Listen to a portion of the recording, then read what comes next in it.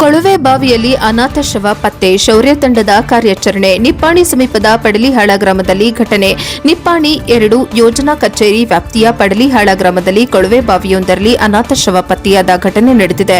ಮಾಹಿತಿ ತಿಳಿದ ತಕ್ಷಣ ಬಸವೇಶ್ವರ ಟೌನ್ ಪೊಲೀಸ್ ಠಾಣೆಯ police sub inspector Ramesh Pawar ಅವರ ತಂಡ ಸ್ಥಳಕ್ಕೆ ಭೇಟಿ ನೀಡಿ ಪರಿಶೀಲನೆ ನಡೆಸಿತು.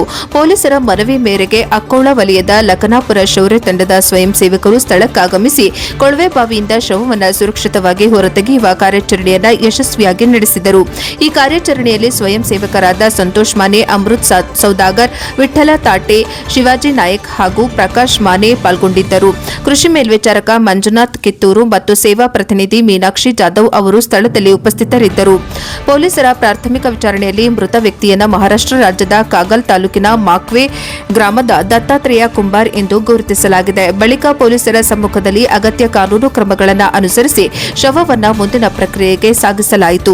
ಘಟನೆಗೆ ಸಂಬಂಧಿಸಿದಂತೆ ಬಸವೇಶ್ವರ ಟೌನ್ ಪೊಲೀಸರು ಪ್ರಕರಣ ದಾಖಲಿಸಿಕೊಂಡಿದ್ದು ಸಾವಿನ ನಿಖರ ಕಾರಣ ಪತ್ತೆ ಹಚ್ಚಲು ತನಿಖೆ ಮುಂದುವರೆಸಿದ್ದಾರೆ.